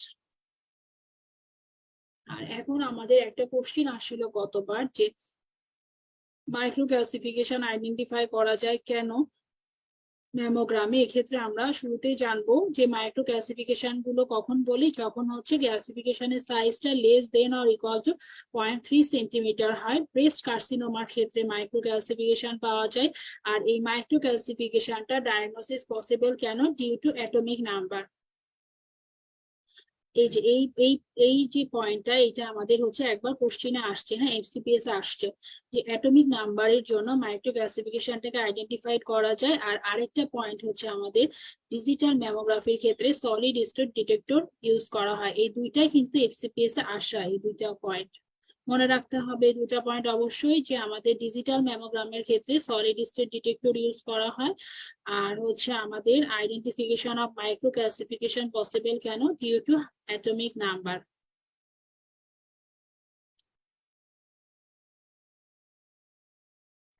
এখন এটা আমাদের এমনি জানার জন্য যে ফ্যাটের, এটাও কিন্তু ইম্পর্টেন্ট, হ্যাঁ ফ্যাটের অ্যাটমিক নাম্বার কত, 5.9 to 6.3, ডেন্সিটি 0.91। আর সফট টিস্যুর ক্ষেত্রে আমাদের হচ্ছে অ্যাটমিক নাম্বার কত, 7.4, আর ডেন্সিটি 1। তাহলে দেখা যাচ্ছে যে এই দুইটা যে আমাদের ডেন্সিটি প্লাস অ্যাটমিক নাম্বার খুবই কাছাকাছি, যার জন্য নর্মাল এক্সরে দিয়ে এই দুটাকে ডিফারেন্সিয়েট করা অলমোস্ট ইম্পসিবল। এই জন্য আমরা ম্যামোগ্রাম ইউজ করি, যেখানে লো এনার্জি ফোটন ইউজ করে আপনার হচ্ছে বেশি পরিমাণে ফটো ইলেকট্রিক ইন্টারাকশন করা হয়। Why low kilovolt is used, এই পয়েন্টটা আমাদের জাস্ট জানার জন্য আমি নাইস টু নো লিখে রেখেছি, কারণ এটা আমাদের রিটেনে আসতে পারে, কিন্তু কখনো এমসিকিউ বা এফসিপিএস পার্ট 1 এ কোশ্চেনটা আসবে না এইভাবে। কিন্তু এমনি জাস্ট আপনাদের বোঝার জন্য যে কেন ফটো ইলেকট্রিক ইন্টারাকশনটাতে আমাদের হচ্ছে লো কিলো ভোল্টেজের দরকার। এখন লো কিলো ভোল্টেজ হলে ফটো ইলেকট্রিক ইন্টারাকশন বেশি হবে, কিন্তু যদি অনেক বেশি কিলো ভোল্ট ইউজ করি তখন কিন্তু আমাদের কম্পটন ইন্টারাকশন হবে। ফটো ইলেকট্রিক ইন্টারাকশনের একটা রিলেশন ছিল, আপনাদের মনে আছে কিনা, যে টাও সমানুপাতিক জেড কিউব, মানে অ্যাটমিক নাম্বারের কিউবের সমান। তাহলে যদি আমরা এই ফ্যাট আর সফট টিস্যুর অ্যাটমিক নাম্বারটাকে ভাগ দিয়ে টাও দিয়ে কিউব দিই, তাহলে কন্ট্রাস্ট ডিফারেন্সটা 1:2 হবে। কিন্তু যদি আমরা শুধু এই দুটার ডিফারেন্স চিন্তা করি, খুবই কম, যার জন্য এটা আমরা হচ্ছে ফটো ইলেকট্রিক ইন্টারাকশন ইউজ করি। তাহলে কিউবের সমানুপাতিক হওয়ায় কন্ট্রাস্ট বা ডিফারেন্সটা একটু বাড়বে, বেড়ে 1:2 হবে, তখন আমরা জিনিসটাকে আলাদা করতে পারবো। এইটাই হচ্ছে আমাদের মেইন কথা। বেসিক্যালি লো কিলো ভোল্টেজ ইউজ করি যেন ফটো ইলেকট্রিক ইন্টারাকশন হয় এবং এই দুটার ভেতরে কিউবের সমানুপাতিক হয়, আমাদের জেড বা অ্যাটমিক নাম্বারের কিউবের সমানুপাতিক হয় এদের, মানে এটা আমাদের হচ্ছে ফটো ইলেকট্রিক ইন্টারাকশনের ক্ষেত্রে যেহেতু এটা সমানুপাতিক জেড কিউবের, যার জন্য আমাদের ডেন্সিটিটা একটু ভালো পাওয়া যাবে, মানে আমাদের কন্ট্রাস্টটা একটু ভালো বোঝা যাবে। এই জন্যই আমরা ফটো ইলেকট্রিক ইন্টারাকশন ইউজ করি আর লো কিলো ভোল্টেজ ইউজ করে ফটো ইলেকট্রিক ইন্টারাকশন করি। এই কথাটাই লেখা আছে, if you assume 100% photoelectric interaction then contrast ratio is 1:2। আর কন্ট্রাস্ট কি জিনিস আমি প্রতি ক্লাসে অলমোস্ট বলেছি আপনাদের, কন্ট্রাস্ট হচ্ছে দুইটা স্ট্রাকচারকে সেপারেট করা বা ডেনসিটি ডিফারেন্স করার যে ক্যাপাসিটি এক্স এর ক্ষেত্রে, সেটাই হচ্ছে আমাদের কন্ট্রাস্ট। তাহলে দুইটা স্ট্রাকচারকে সেপারেট করতে পারবে, 1:2 ডিফারেন্স হবে, মানে দুইটা শেড দিবে রিলেটিভলি, তখন দুইটা স্ট্রাকচারকে সেপারেট করা যাবে। কিন্তু নর্মাল এক্স রে এর ক্ষেত্রে আমাদের দুইটার ডেনসিটি অলমোস্ট সেম, দুইটার অ্যাটমিক নাম্বার সেম, একই রকম দেখা যাবে, ফ্যাট আর সফট টিস্যু আলাদা করা almost impossible normal X ray এর ক্ষেত্রে। এটা জাস্ট জানার জন্য, এটা মুখস্থ করার কোনো দরকার নাই। তবে হ্যাঁ অবশ্যই অবশ্যই ফ্যাটের অ্যাটমিক নাম্বার আর সফট টিস্যুর অ্যাটমিক নাম্বার আর ডেনসিটি নাম্বারটা মুখস্থ করে রাখবেন প্রত্যেকে।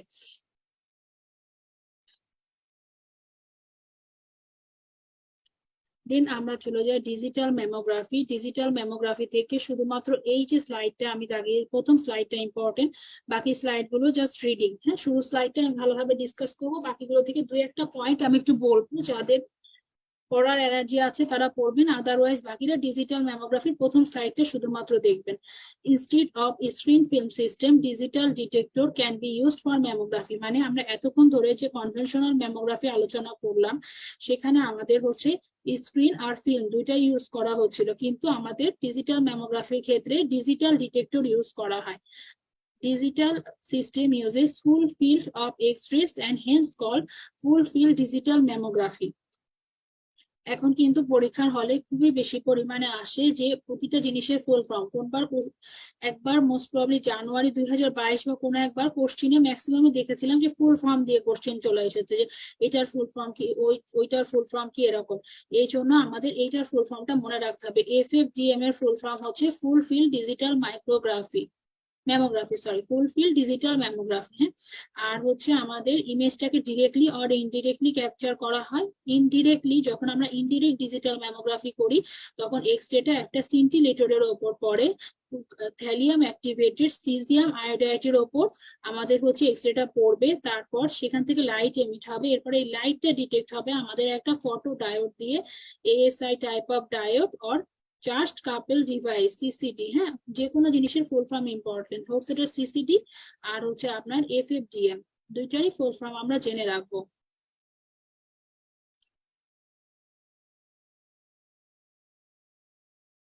দেন আমরা চলে যাই, যখন কিন্তু আমাদের ডিরেক্টের ক্ষেত্রে কি ডিফারেন্স, ডিরেক্টের ক্ষেত্রে এক্স-রেটা সরাসরি আমাদের ফটো কন্ডাক্টর এর উপর পড়বে এবং সেখান থেকে এক্স-রেটাকে ডিজিটাল সিগন্যালে কনভার্ট হবে। মানে এক্ষেত্রে ইনডিরেক্টের ক্ষেত্রে সিন্টিলেশনে পড়ছিল, সিন্টিলেশন থেকে আমাদের হচ্ছে ফটো ডায়োডের উপর পড়ছিল। আর যখন আমাদের যেটা ডিরেক্ট ক্যাপচার সেক্ষেত্রে কোনো সিন্টিলেশনের দরকার নেই, এক্স-রেটা ডিরেক্টলি আপনার ফটো কন্ডাক্টরের উপর পড়বে, পড়ে এক্স-রে থেকে ডিজিটাল সিগন্যাল তৈরি হবে, এই জন্য এটার নাম ডিরেক্ট। তাহলে আমাদের এই স্লাইডটা ইম্পর্টেন্ট, বাকি স্লাইড গুলো জাস্ট রিডিং ডিজিটাল ম্যামোগ্রাফি থেকে। এখন ডিজিটাল ম্যামোগ্রাফিক সিস্টেমের 4টা ভ্যারাইটি আছে, সেটা হচ্ছে আপনার slot scanning with scintillator with CCD, flat panel scintillator with ASI diode array, flat panel ASE array, a tilted scintillator with fiber optic tappers and a CCD array, photo stimulable phosphor plates. এগুলো just আমাদের জানার জন্য। হ্যাঁ, নামগুলো একটু পড়ে রাখবা একবার, যেন দিলে একদম মানে আনকমন না লাগে বা মাথা ঘুরে মানে পরীক্ষা হলে টেনশনে না পড়ে যে এটা তো পড়ে আসেনি, এই জন্য একবার রিডিং দিয়ে যাব, কিন্তু এই স্লাইড গুলো কিন্তু আমাদের মুখস্থ করার দরকার নাই।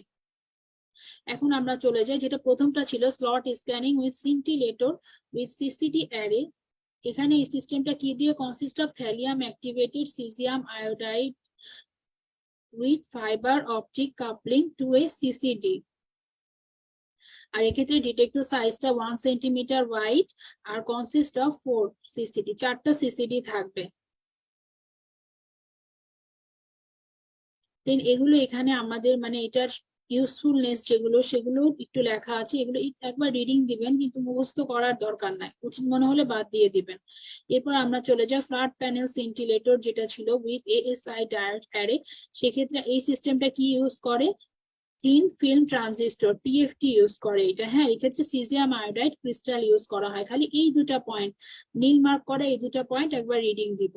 আর যেটা আমাদের ফ্ল্যাট প্যানেল ASE অ্যারে, এটা কিন্তু আমরা ডিরেক্ট ডিজিটাল রেডিওগ্রাফির মধ্যে পড়েছি, যেটা ডিরেক্টলি এক্স-রেটাকে ইলেকট্রিক সিগন্যালে কনভার্ট করে। আর লাস্টলি যেটা আছে আমাদের tilted scintillator with fibre optic tapers and CCD array.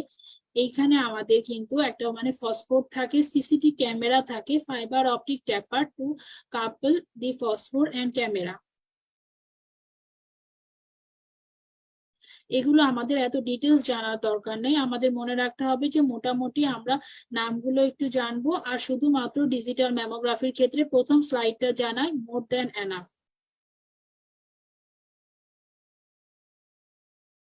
এই কোশ্চেনটা আসছে, আমাদের ডিজিটাল ম্যামোগ্রাফি ডিটেক্টর কোনটা ইউজ করা হয়, আমরা জানি যে not different from conventional mammography. অবশ্যই না, ডিজিটাল ম্যামোগ্রাফি হচ্ছে ডিফারেন্ট, কারণ হচ্ছে এক্ষেত্রে আমরা মানে ডিটেক্টর ইউজ করছি। আর এরপরে কি বলছে, solid state detectors are use to record detail. Solid state এটা ট্রু হবে, হ্যাঁ, টিএলডি কিন্তু এখানে ইউজ করা হয় না।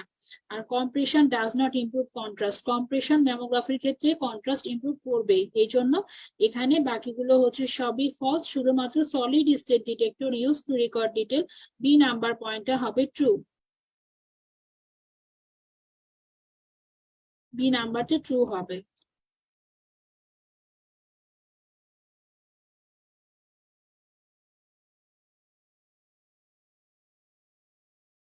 আর ইন ডিজিটাল ম্যামোগ্রাফি এই যে একই কোশ্চেনে আবার আসে, সলিড স্টেট ডিটেক্টর ইউজ করা হয়, সেটা যে ট্রু হবে। আর এখন আমাদের ইউজুয়ালি আমি অন্য সময় আপনাদের শুরুতে দেখা যায় যে মানে ইম্পর্টেন্ট টপিক গুলো বলি, পরে আমি হচ্ছে স্লাইড আলোচনা করি। আর আজকে আমি শুরুতে ম্যামোগ্রাফিটা পড়িয়ে নিয়েছি, তাহলে আপনাদের বুঝতে সুবিধা হবে। এখন আমি বলি যে কোন পয়েন্ট গুলো ম্যামোগ্রাফির ক্ষেত্রে ইনফিনিটি স্টার পরীক্ষার হলে আসবেই। সেগুলো হচ্ছে আমাদের এই পয়েন্ট গুলো, ম্যামোগ্রাফির ক্ষেত্রে আপনারা যে খাতাটা বানাবেন অবশ্যই এই পয়েন্ট গুলো মাস্ট ইনক্লুডেড থাকবে। যে কিলোভোল্টটা লো কিলোভোল্ট ইউজ করা হয় 17.14 to 19.5 কিলো ইলেকট্রন ভোল্ট, আর মেশিন এনার্জিটা 25 to 40 অর হচ্ছে আমাদের 24 to 32 কেভিপি। এটা আমরা ভেতরে স্লাইড থেকে ঠিক করে নেবেন।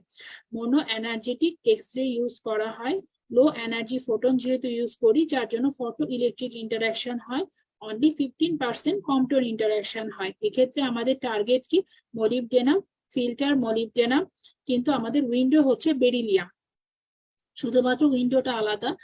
আর এই দুটা পয়েন্ট আমি বলেছি যে আসছে পরীক্ষায়, যে মাইক্রো ক্লাসিফিকেশন গুলো আমাদের পসিবল কেন আইডেন্টিফাই করা, ডিউ টু অ্যাটমিক নাম্বার। আর ডিজিটাল ম্যামোগ্রাফির ক্ষেত্রে আমরা সলিড স্টেট ডিটেক্টর ইউজ করি। তাহলে দেখা যাবে যে শুধুমাত্র এই একটা স্লাইড পড়ে আপনারা এমসিকিউ আসলে 3-4টা স্টেম কমন পেয়ে যাচ্ছেন, হ্যাঁ। এবং এত মানে সলিড মার্কস পুরা রেডিওলজিতে আমার মনে হয় না অন্য কোনো টপিক থেকে আসে, এই জন্য প্রত্যেকেই ম্যামোগ্রাফিটা অবশ্যই অবশ্যই পড়বেন, ইন্ডিকেশন ভিউ পড়বেন, ম্যামোগ্রাফিটা অবশ্যই পড়বেন। তার মধ্যে আমি অনেকগুলো স্লাইড এক্সট্রা অ্যাড করেছি প্লাস আলোচনা করেছি, সবগুলো আপনাদের পড়ার দরকার নেই। আপনারা শুধুমাত্র এই স্লাইডে যেগুলো লেখা আছে ইন্ডিকেশন ভিউ, ফ্যাক্টরের যে 3-4টা স্লাইড ভেতরে দেখিয়েছি ওগুলো পড়বেন, আর ডিজিটাল ম্যামোগ্রাফির প্রথম স্লাইডটা পড়বেন, তাহলেই মোটামুটি কভার হয়ে যাবে। ডিজিটাল ম্যামোগ্রাফির ভেতরে অনেক ডিটেলস, ওগুলো আপনাদের কিচ্ছু দরকার নাই।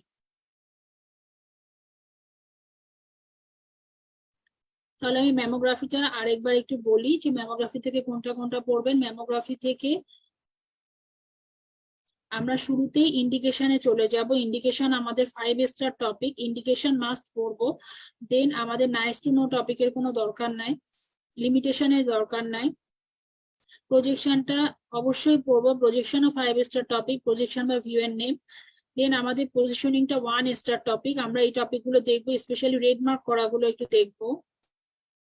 ক্রাইটেরিয়া রিডিং এগুলো না পড়লেও চলবে। ব্রেস্ট কম্প্রেশন কেন, এটার অ্যাডভান্টেজ, এটা একবার রিডিং দিব, মেনলি আমরা এই কয়টা পয়েন্ট মুখস্থ করব। Then factors for mammography, infinity star এই স্লাইড, পরের স্লাইডও ইনফিনিটি স্টার, এই স্লাইডও আমাদের হচ্ছে 5 স্টার, এই স্লাইডটাও ইম্পর্টেন্ট। ফ্যাক্টরস ফর ম্যামোগ্রাফি এটাও ইনফিনিটি স্টার, খুবই ইম্পর্টেন্ট এই স্লাইডটা। দেন আমাদের মাইক্রো ক্লাসিফিকেশন, এই স্লাইডের প্রতিটা লাইন ইম্পর্টেন্ট। আর ডিজিটাল ম্যামোগ্রাফি থেকে শুধুমাত্র এই প্রথম স্লাইডটা আমাদের ইম্পর্টেন্ট, বাকি যা আছে সেগুলো একবার রিডিং দিবেন, না পড়লেও আমার মনে হয় না যে সমস্যা হবে, তবে জানলে ভালো, চলে আসলে পারবেন। এবার আমরা ম্যামোগ্রাফি আমাদের ইনফিনিটি স্টার টপিক এবং স্পেশাল ইকুইপমেন্টস থেকে পরীক্ষার আগের দিন 4টা টপিক দেখে যেতে হবে। তার মধ্যে হচ্ছে আপনার মানে এমআরআই, সিটি, আলট্রাসোনোগ্রাম থেকে কিছু সিলেক্টেড টপিক, আর ম্যামোগ্রামে যে ইম্পর্টেন্ট স্লাইডগুলোর কথা বললাম সেগুলো পরীক্ষার হলে মাস্ট দেখে যেতে হবে। আর এরপর আমরা যেটা নেক্সট আরো কিছু মোডালিটিস আলোচনা করবো ব্রেস্টে, সেগুলো থেকে অল্প কিছু লাইন আমি বলবো, জাস্ট সেগুলো একবার জেনে রাখবো। পুরাটা আমাদের অনেক ডিটেলস লাগবে না, বাকি যে স্লাইড গুলো আছে সেগুলো জাস্ট শর্টকাটে আমি বলে রাখবো, 2-4টা লাইন আপনারা একটু মনে রাখার চেষ্টা করবেন। আর কারো বেশি প্রেশার মনে হলে জাস্ট 2-1টা লাইন ছাড়া বাকি কিছু পড়ার দরকার নাই, বাকি যেগুলো আমাদের স্লাইড সেগুলো থেকে। টোমোসিনথেসিস, টোমো মানে আমরা সিটি স্ক্যানের সময় পড়েছি, টোমো মানে হচ্ছে স্লাইস, মানে ছোট ছোট স্লাইসে ভাগ করা। টোমোসিনথেসিসের ক্ষেত্রে কি করা হয়, এটা একটা imaginary technique in which multiple X-rays of one object are take from a discrete number of angle. এখানে মোটমাট টোমোসিনথেসিসের মাধ্যমে মাল্টিপল স্লাইস নিয়ে একটা 3D ইমেজ তৈরি করা হয় এবং এইখান থেকে শুধু আমাদের এই লাইনগুলো ইম্পর্টেন্ট। ব্রেস্ট টোমোসিনথেসিসটাকে 3D ডাইমেনশনাল ম্যামোগ্রাফি বলা হয় এবং digital breast tomosynthesis can reduce or eliminate tissue overlap, মানে সিটি স্ক্যান যেমন টিস্যু ওভারল্যাপ প্রিভেন্টটাকে দূর করে অনেক বেশি স্লাইডে 3D ইমেজ নিতে হেল্প করে, আমাদের টোমোসিনথেসিসটা একটা সিটি স্ক্যানেরই ওয়ান কাইন্ড অফ ভার্সন যেখানে আমরা 3D ইমেজ নিতে পারবো। ডিজিটাল ব্রেস্ট টোমোসিনথেসিস, ডিবিটি এর ফুল ফর্ম, যে কোনো ফুল ফর্ম ইম্পর্টেন্ট, আমি বারবার বলেছি খাতার 2-3টা পেজ রাখবেন, টোটালি ফুল ফর্ম গুলো একসাথে লিখে রাখবেন, পরীক্ষার আগের দিন একবার দেখে যাবেন ফুল ফর্ম গুলো, আগে কিছু ফুল ফর্ম লিখে রাখতে বলেছে, আর এখানে ডিজিটাল ব্রেস্ট টোমোসিনথেসিস ডিবিটি লিখে রাখবেন। Slice thickness 1 millimetre, acquiring time 10 to 20 second. এই স্লাইডটা থেকে শুধুমাত্র আপনারা লাস্টের এই 3টা পয়েন্ট জানলেই হবে, ঠিক আছে? উপরের 2টা পয়েন্টের দরকার নেই, এই দুটার কোনো দরকার নেই, এগুলো জাস্ট ইন্ট্রোডাকশন। তাহলে আমরা মনে রাখবো ডিবিটি এর ফুল ফর্ম কি, ডিজিটাল বেসড টোমোসিনথেসিস, স্লাইস থিকনেসটা হচ্ছে 1 মিলিমিটার, হ্যাঁ 1 মিলিমিটার স্লাইস থিকনেস, টাইম মনে রাখার দরকার নাই।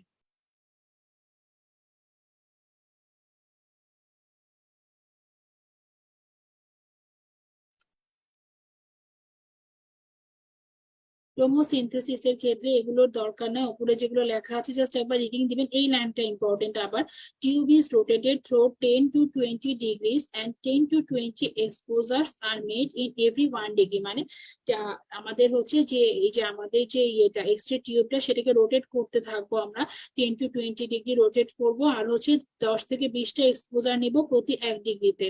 So total scan time 5 second or less. এই পয়েন্টটা কিন্তু আমাদের আবার ইম্পর্টেন্ট, হ্যাঁ এখান থেকে শুধুমাত্র এই পয়েন্টটা রেড মার্ক করা পয়েন্টটা আমরা দেখবো, এতটুকু দেখলেই মোটামুটি হয়ে যাবে টোমোসিনথেসিস থেকে। তাহলে আমরা জানলাম টোমোসিনথেসিসটা হচ্ছে ডিবিটি, ডিজিটাল ব্রেস্ট টোমোসিনথেসিস, এটার আরেক নাম। এখানে 3D রিকনস্ট্রাকশন করা হয় ব্রেস্টের, স্লাইস থিকনেস হচ্ছে 1 মিলিমিটার, আর এক্ষেত্রে আমাদের টিউবটাকে 10 to 20 ডিগ্রি রোটেট করা হয়। অ্যাডভান্টেজেস হচ্ছে আপনার খুবই সোজা, মোটামুটি সিটিতে যা সবকিছুই ভালো, 3D রিকনস্ট্রাকশন করে লেশন ভালো দেখতে পাবো, ইমপ্রুভ স্ক্রিনিং হবে, ছোট লেশন গুলো দেখা যাবে, এইগুলোই এখানে লেখা। হ্যাঁ অ্যাডভান্টেজটা জাস্ট একবার রিডিং দিবেন, মুখস্থ দরকার নাই। Reduce streaking artefact and increase contrast to noise ratio, then improve visibility of microcalcification and skin edge, ওনার সবকিছুই ভালোভাবে দেখা যাবে। অ্যাডভান্টেজটা হচ্ছে আমাদের জাস্ট রিডিং রিডিং হ্যাঁ। তাহলে টোমোসিনথেসিস থেকে যদি আমাদেরকে কিছু করতে বলে তাহলে আমরা ওই 3-4টা লাইন জানলেই হবে, যেগুলো আমি বললাম যে একটা 3D ইমেজ, ডিজিটাল বেসড টোমোসিনথেসিস, তারপরে এই ক্ষেত্রে আমাদের 1 মিলিমিটার স্লাইস থিকনেস, আর হচ্ছে টিউবটা 1 to 20 ডিগ্রি রোটেট করে। এই যে এইটা একটা ছবি দেখানো হয়েছে 2D, যেটা এটা আমাদের একটা ম্যামোগ্রামের ছবি, ডিজিটাল ম্যামোগ্রামের। আর এগুলো দেখেন এই 3D ইমেজ নেওয়া হয়েছে, দেখেছেন এখানে কিন্তু কোনো লেশন বোঝা যাচ্ছিল না, কিন্তু 3D রিকনস্ট্রাকশন যখন আমরা করেছি প্রতিটা অ্যাঙ্গেল ভালোভাবে দেখা যাচ্ছে এবং একটা সুন্দর লেশন ডিটেক্ট হচ্ছে। এটা আমাদের টোমোসিনথেসিসের একটা ছবি। দেন আমরা চলে যাই আরেকটা টপিক হচ্ছে ইলাস্টোগ্রাফি, নাম থেকেই বোঝা যাচ্ছে ইলাস্টিক, হ্যাঁ ইলাস্টিক থেকে ইলাস্টোগ্রাফি। ইলাস্টোগ্রাফিটা কি?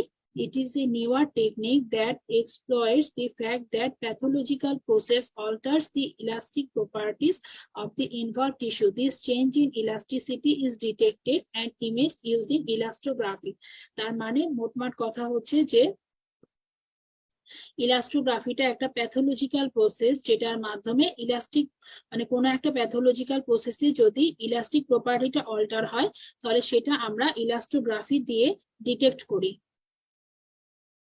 অ্যাপ্লিকেশন অফ ইলাস্টোগ্রাফিটা কিন্তু ইম্পর্টেন্ট, বিশেষ করে কোন কোন অর্গানের ক্ষেত্রে ইলাস্টোগ্রাফি ইউজ করা হয়। সোনো ইলাস্টোগ্রাফিটা ব্রেস্ট আল্ট্রাসাউন্ডের ক্ষেত্রে ইউজ করা হয়, লিভার আল্ট্রাসাউন্ডের ক্ষেত্রে ইউজ করা হয়, small lesion evaluate diffuse liver ডিজিজের ক্ষেত্রে, প্রোস্টেট ক্ষেত্রে, থাইরয়েড নডিউলের ক্ষেত্রে, মাসকুলো স্কেলেটাল সিস্টেমের ক্ষেত্রে ইউজ করা হবে। কোনো ক্ষেত্রে ইকোকার্ডিওগ্রাফি আর অবস্টেট্রিক আল্ট্রাসাউন্ডের ক্ষেত্রে। আমরা কিন্তু সোনো ইলাস্ট্রোগ্রাফির ইউজটা কিন্তু ইম্পর্টেন্ট, এটা আমাদের 2 স্টার টপিক, হ্যাঁ কাইন্ডলি পড়ে রাখবেন। অবশ্যই ইলাস্ট্রোগ্রাফি থেকে আমরা প্রথমের ওই লাইনটা জানবো যে প্যাথোলজিক ডিজিজের কারণে ইলাস্টিক প্রপার্টি নষ্ট হয় যেটা, সেটাকে মেজার করে ইলাস্ট্রোগ্রাফি দিয়ে। অ্যাপ্লিকেশন স্পেশালি অর্গানগুলোর নাম যে ব্রেস্ট, তারপরে আমাদের লিভার, দেন আমাদের প্রোস্টেট, তারপর আমাদের থাইরয়েড, মাসকুলোস্কেলেটাল সিস্টেম, এই নামগুলো আমরা মনে রাখবো, হ্যাঁ। আর এটা আমাদের 2 স্টার টপিক যে কোন অর্গানে ইলাস্ট্রোগ্রাফি ইউজ করে ডিজিজ গুলো ডিটেক্ট করা যায়। দেন এটার আবার দুইটা টাইপ আছে, হ্যাঁ। সোনো ইলাস্ট্রোগ্রাফির ক্ষেত্রে মনে রাখতে হবে ইয়ংস মডিউল ইউজ করা হয়, আর এই ফর্মুলাটা মনে রাখবো, elasticity equal to stress by strain. আর ইয়ংস মডিউলটা কি? ইয়ংস মডিউল হচ্ছে E equal to 3 into tissue density into shear wave velocity এর ওপর স্কয়ার। ইয়ংস মডিউল যদি এই মডিউল আসবে না পরীক্ষায়, আসতে পারে। ইলাস্টিসিটির ফর্মুলাটা একটু মনে রাখবো, স্ট্রেস বাই স্ট্রেইন। আর হচ্ছে আমরা মনে রাখবো যে ইয়ংস মডিউল নামে একটা মডিউল আছে যেটা সোনো ইলাস্ট্রোগ্রাফিতে ইউজ করা হয়। আর এটা দুইটা টাইপ আছে, যেমন strain elastography also known as static or compression elastography, আর আরেকটা হচ্ছে আমাদের শেয়ার ওয়েভ ইলাস্ট্রোগ্রাফি, বা এটার আরেক নাম হচ্ছে ট্রানজিয়েন্ট ইলাস্ট্রোগ্রাফি। এগুলোর ভেতরে লাগবে না, জাস্ট এই স্লাইডটা থেকে দুইটা টাইপের নাম, ইয়ংস মডিউল এর নামটা মনে রাখবো। আর বেসিক্যালি ইলাস্ট্রোগ্রাফি থেকে দুইটা পয়েন্ট ইম্পর্টেন্ট, একটা হচ্ছে প্যাথোলজিক প্রসেসের জন্য ইলাস্টিসিটি যেটা নষ্ট হচ্ছে সেটাকে মাপছি, আর আরেকটা হচ্ছে এটা কোন অর্গানের ক্ষেত্রে এটা ইউজ করা হয়। এবার আমরা চলে যাই, এটা আমরা এতক্ষণ যা বললাম সোনো ইলাস্ট্রোগ্রাফি, এছাড়া এমআরআই এর মাধ্যমেও আমরা মানে টিস্যু স্টিফনেস বা ইলাস্টিক প্রপার্টিটাকে দেখতে পারি। জাস্ট রেড মার্ক করা গুলো, when MRI is used to assess tissue stiffness তখন সেটাকে বলা হয় MR elastography. It uses shear wave, এখানে শিয়ার ওয়েভটা ইউজ করা হয়। আর এমআর ইলাস্ট্রোগ্রাফিটা মোস্ট ওয়াইডলি ইউজ করা হয় কিসের ক্ষেত্রে? লিভার ফাইব্রোসিসের ক্ষেত্রে, এটা কিন্তু ব্রেস্টের ক্ষেত্রে না। Most widely used in liver fibrosis. MR ইলাস্ট্রোগ্রাফির কিছু ইউজ আছে, এগুলো একবার জাস্ট দেখবো আমরা। তবে basically liver fibrosis, liver disease গুলোতে এটা বেশি ভালো কাজ করে। এবার দুইটা জিনিস আছে, জাস্ট ফুল ফর্মটা জানলেই আমাদের হবে, হ্যাঁ। এটা কিন্তু ইলাস্ট্রোগ্রাফির পোর্শন না, আলাদা সম্পূর্ণ, হ্যাঁ। এবিভিএস টা কি? Automated breast volume scan. এটা কি জিনিস? এটাতে হচ্ছে আমরা মোটামুটি আলট্রাসোনোগ্রাফির ওয়াইড লিনিয়ার অ্যারে ট্রান্সডিউসার ব্যবহার করে আমরা হচ্ছে একটা বি মোড স্ক্যান নিই, যেখানে 3D রিকনস্ট্রাকশন করা হয়। Required full field volume of breast, মানে ফুল ফিল্ড ভলিউম বা 3D একটা ইমেজ নেওয়া পসিবল এবিভিএস এর মাধ্যমে। এটার ফুল ফর্মটা ইম্পর্টেন্ট, শুধুমাত্র ফুল ফর্মটা জানলেই হবে, অটোমেটেড ব্রেস্ট ভলিউম স্ক্যান। আর মনে রাখবো যে 3D রিকনস্ট্রাকশন করা হয়, এক্ষেত্রে 5 to 14 মেগাহার্টজ ফ্রিকোয়েন্সি ইউজ করা হয়। আর আরেকটা জিনিস আছে ব্রেস্টের ক্ষেত্রে, সেটা হচ্ছে আমাদের AFFBUS অটোমেটিক ফুল field volumetric breast ultrasound scanner. এখন কথা হচ্ছে যে এত ফুল ফর্ম কিভাবে মনে রাখবো? ফুল ফর্ম গুলো আসলে মনে রাখা টাফ, এবং ওরা এত কাছাকাছি দেয়, খুবই টাফ মনে রাখা। এই জন্য আপনারা একটা খাতা বানাবেন এবং ফুল ফর্ম গুলো একটু একটু ধরেন, কোথাও ঘুরতে যাচ্ছেন বা পড়া হচ্ছে না, তখন একটু একটু পেজ গুলো উল্টায় একবার করে দেখলেন। বিশেষ করে যেগুলো ইম্পর্টেন্ট ফুল ফর্ম, এগুলো কিন্তু খুব একটা বেশি ইম্পর্টেন্ট না, কিন্তু একটু দেখা থাকলে হয়তো বা পরীক্ষার সময় অ্যান্সার করতে পারবেন। তাহলে এইটা কখন ইউজ করা হবে? AFFBUS এটা ইউজ করা হবে হচ্ছে আমাদের মানে overcome the drawback of dense breast and to get 3 dimensional view of breast. এবার আরেকটা মোডালিটি, সেটা হচ্ছে ডাক্টোগ্রাফি। পেইনফুল হওয়ার কারণে ডাক্টোগ্রাফিটা এখন অলমোস্ট করা হয় না, এবং যেহেতু এই মোডালিটিসটা এখন অত বেশি করা হয় না, যার জন্য এইটার পপুলারিটি এখন অলমোস্ট নীল। এই কোশ্চিন আসার পসিবিলিটিও কম। জাস্ট দুই একটা লাইন আমরা জানবো ডাক্টোগ্রাফির ক্ষেত্রে, যে ডাক্টোগ্রাফির নাম থেকেই বোঝা যাচ্ছে যে ডাক্ট, যেহেতু নামই ডাক্টোগ্রাফি, তাহলে বোঝা যাচ্ছে যে ডাক্টের pathology imaging technique which uses to evaluate lesion causing nipple discharge. নিপেলের মানে ডাক্টের কারণে যে ডিসচার্জটা হয় সেটাকে মাপা হয় ডাক্টোগ্রাফি দিয়ে, ইভালুয়েট করার জন্য প্যাথোলজি যেগুলো দিয়ে ডিসচার্জ হবে। এখন এটা দুইটা টাইপ আছে, একটা হচ্ছে কনভেনশনাল ডাক্টোগ্রাফি আর একটা এমআর ডাক্টোগ্রাফি। কনভেনশনাল ডাক্টোগ্রাফির ক্ষেত্রে কি করা হয়? প্রসিডিওরের কোনো দরকার নাই, মনে রাখতে হবে 13 গজ নিডেল ইউজ করব, এগুলো দরকার নাই। মোটমাট একটা গজ নিডেল ইউজ করব, করে নিপেলের যে ফোঁটাটা আছে বা নিপেলের যে ওপেনিং সেখান দিয়ে আমরা হচ্ছে মানে ঢুকাই দিব, বা মানে যে অ্যাবনর্মাল ডাকটা সেখান দিয়ে আমরা ঢুকিয়ে দিব। এই ইয়েটা দিয়ে আমরা ডাই ঢুকাবো। ডাইটা কি? ডাইটা হচ্ছে 1 থেকে 2 ml, কোথাও কোথাও 3 ml water soluble alpha medial contrast use করা হয়। আর এখানে আমাদের হচ্ছে craniocaudal and MLO view নেওয়া হয়। মোটমাট ম্যামোগ্রাফির মতো 2টা ভিউ নিব, আর হচ্ছে আমরা ওয়াটার সলিউবল ডাই ইউজ করব। এটা বেসিক্যালি ডাক্টোগ্রাফিটা, যদিও এখন আসার পসিবিলিটি কম, কিন্তু আমার দেখার কারণ একটাই যে চলে আসতে পারে contrast is used in conventional ductography, তখন কিন্তু অ্যান্সার হবে ট্রু। ডাক্টোগ্রাফিতে কিন্তু আমরা কন্ট্রাস্ট ইউজ করি। হ্যাঁ, ডাক্টোগ্রাফিটা কেন? নিপল ডিসচার্জ বা হচ্ছে ডাক থেকে ডিসচার্জ দেখার জন্য ডাক্টোগ্রাফি ইউজ করা হয়। এখন কনভেনশনাল ডাক্টোগ্রাফির ইন্ডিকেশন কি? Single duct, evaluate single duct which has a discharge. Single duct থেকে ডিসচার্জ হলে আমরা তখন কনভেনশনাল ডাক্টোগ্রাফি ইউজ করি, কিন্তু মাল্টিপল ডাক্ট ডিসচার্জ বা বাইল্যাটারাল ডিসচার্জের ক্ষেত্রে ডাক্টোগ্রাফি ইজ নট ইন্ডিকেটেড। কারণ যদি আমাদের মাল্টিপল ডাক্ট থেকে ডিসচার্জ হয় বা বাইল্যাটারাল 2টা ব্রেস্ট থেকে ডিসচার্জ হয়, তখন বুঝতে হবে যে এটিওলজিটা কোনো সিস্টেমিক বা ফিজিওলজিক্যাল হতে পারে, মানে প্যাথোলজিক্যাল কোনো কারণ হবে না। আর এমআর ডাক্টোগ্রাফি, কনভেনশনাল ডাক্টোগ্রাফি, এমআর ডাক্টোগ্রাফির ক্ষেত্রে আমাদের মনে রাখতে হবে শুরুতেই যেটা, যে কোনো এমআরআই এর ক্ষেত্রে সিকোয়েন্স ইম্পর্টেন্ট। কোন সিকোয়েন্স ইউজ করা হচ্ছে? 3D fat saturated heavily T2 weighted fat spin echo sequence. ঠিক আছে, এখানে আমাদের হচ্ছে heavily T2 weighted fat saturated sequence use করা হয়। টেসলা মেশিন ইউজ করা হয় 1.5 টেসলা। ফ্রন্ট পজিশনে পেশেন্টটাকে রাখবো, আর কন্ট্রাস্টের দরকার হবে না এমআর ডাক্টোগ্রাফির ক্ষেত্রে। আর এটা কি সাধারণত low risk of discharge, that is bilateral ক্ষেত্রে আমরা এটা ইউজ করি। এটা হচ্ছে এমআর ডাক্টোগ্রাফি। আর এমআর মানে আমাদের ব্রেস্টের ক্ষেত্রে লাস্ট কিন্তু একটা ইম্পর্টেন্ট মোডালিটিস হচ্ছে আমাদের এমআর ম্যামোগ্রাম। এমআর ম্যামোগ্রাম থেকে কোশ্চিন আসার পসিবিলিটি কম, তারপরে অল্প কিছু পয়েন্ট আমরা জানবো। যেমন হচ্ছে এমআর ম্যামোগ্রামের, যেহেতু এই প্রসেসটা এখন অনেক বেশি জনপ্রিয় হচ্ছে, ধীরে ধীরে এমআরআই এর ইউজ বেড়ে যাচ্ছে, দেখা যাবে যে ম্যামোগ্রাফির পরিবর্তে এমআর ম্যামোগ্রাম থেকে কোশ্চিন চলে আসতে পারে। এই জন্য ম্যামোগ্রাম থেকে 2-3টা স্লাইড আমি রেখেছি, অবশ্যই একবার রিডিং দিয়ে যাব, তবে পরীক্ষার আগে দিন রিভিশন দেওয়ার দরকার নাই। ইন্ডিকেশন অফ এমআর ম্যামোগ্রামটা কি জিনিস? মানে local staging of breast cancer in difficult cases, very dense breast, mammographically occult tumour, suspected multifocality or multicentricity and suspected chest wall involvement. মানে যদি আমাদের হচ্ছে অনেক বেশি ডেন্স ব্রেস্ট হয়, বা হচ্ছে যদি মানে অনেক বেশি চেস্ট ওয়াল ইনভলভমেন্টের একটা সাসপেকশন থাকে, তখন আমরা এমআর ম্যামোগ্রাম করব। তারপর আমাদের হচ্ছে অ্যাসেসমেন্ট অফ রেসপন্স টু নিও অ্যাডজুভেন্ট অ্যান্ড প্রাইমারি কেমোথেরাপি। কোন একটা ক্যান্সার পেশেন্টকে যখন আমরা নিও অ্যাডজুভেন্ট বা প্রাইমারি কেমোথেরাপি দিব, তখন আমরা প্রোগ্রেস বা রেসপন্স দেখার জন্য ইউজ করব। Screening for breast in women at increase risk, যাদের কন্টিনিউয়াস রিস্ক বেড়ে যাচ্ছে ক্যান্সার ডেভেলপ করার, তাদের ক্ষেত্রে আমরা ইউজ করব। Differentiate between post operative scarring and local recurrence, মানে একটা অপারেশনের পর কোনো একটা ব্রেস্ট ক্যান্সার ছিল, সেটার অপারেশনের পর সেটা আপনার পোস্ট অপারেটিভ স্কার নাকি টিউমারটা আবার রিকার করছে, সেটা অনেক সময় দেখা যায় যদি ছোট থাকে তখন কিন্তু ম্যামোগ্রাম দিয়ে বোঝা যায় না। যদি মানে লোকাল রিকারেন্সটা ছোট থাকে সাইজে, তখন এমআর ম্যামোগ্রাম করলে কনফার্ম হওয়া যাবে যে এটা আসলে স্কারের জন্য নাকি আবার হচ্ছে আমাদের লেশনটা রিকার করছে সেই জিনিসটা।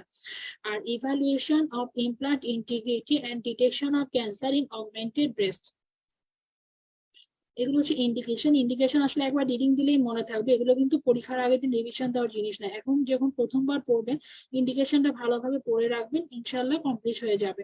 দেন আমাদের when to perform MR mammogram. MR mammogram পারফর্মের একটা ভালো টাইম আছে। সাধারণত দেখা যায় যে মানে মেনস্ট্রুয়াল সাইকেলের সিকিউটরি ফেজে আমাদের প্যারেনকাইমাল এনহ্যান্সমেন্টটা ভালো থাকে। এই জন্য আমাদের মানে ইমিডিয়েট আফটার মেনস্ট্রুয়েশনের সময়, ইমিডিয়েটলি আফটার মেনস্ট্রুয়েশনের পর আমাদের ম্যামোগ্রামে ভালো মানে দেখা যাবে ভিউটা। আর আফটার 9 মান্থ ফলোইং সার্জারি আর রেডিওথেরাপি, রেডিওথেরাপি বা সার্জারি করলে 9 মান্থ পরে, 6 to 9 মান্থ পরে আমরা হচ্ছে ম্যামোগ্রাম করবো।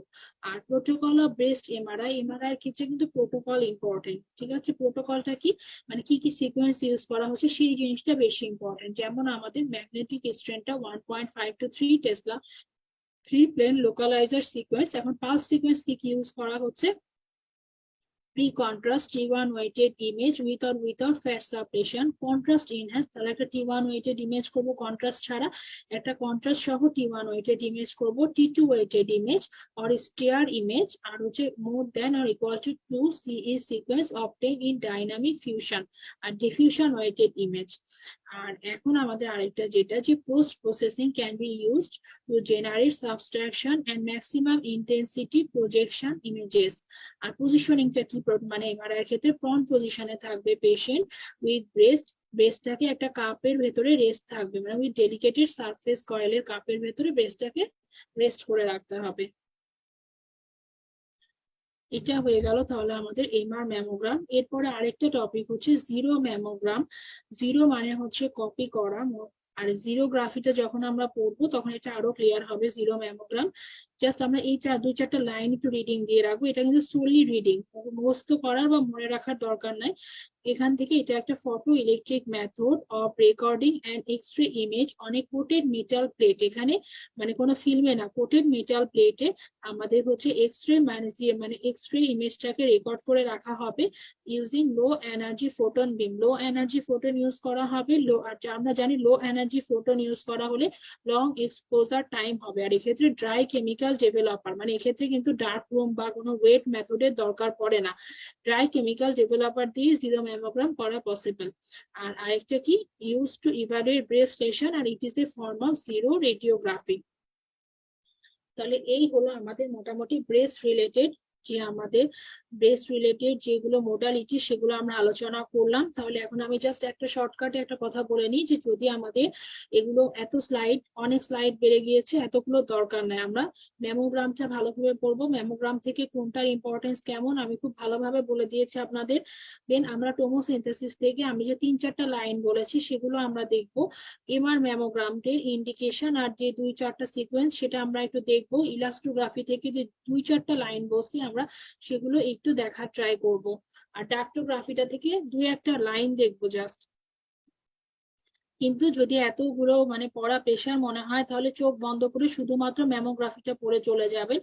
আর যাদের কাছে ম্যামোগ্রাফিও কঠিন মনে হবে পরীক্ষার আগে, তারা শুধুমাত্র ফ্যাক্টরস এফেক্টিং ম্যামোগ্রাফির যে ফ্যাক্টর গুলো ছিল যেগুলো আমি ইনফিনিটি স্টার দিয়েছি এতক্ষণ ধরে যে আলোচনা করলাম, শুধুমাত্র ম্যামোগ্রাফি সেই কয়টা স্লাইড দেখবেন, ইনশাল্লাহ কমন চলে আসবে।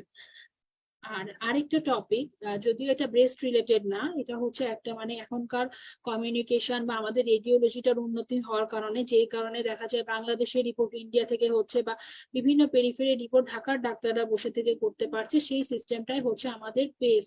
পেসটা কি, picture archiving and communication system. পেসের ফুল ফর্ম আসছে পরীক্ষায় 2বার, এই জন্য পেসের ফুল ফর্মটা খুবই খুবই খুবই ইম্পর্টেন্ট।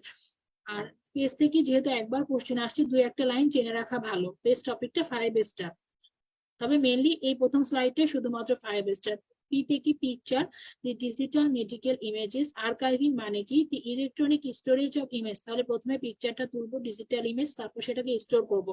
এবার কমিউনিকেশন মানে কি, route and displaying of the image. Route মানে হচ্ছে ইমেজটাকে সেন্ড করা, মানে বিভিন্ন জায়গায় সেন্ড করা। ধরেন আপনি একদম পেরিফেরির কুড়িগ্রামের একটা রিপোর্ট আপনি ধরেন ঢাকায় সেন্ড করছেন, সেই যে কমিউনিকেশন সিস্টেম সেটাই হচ্ছে PACS system. Specialised computer network that manage the complete system.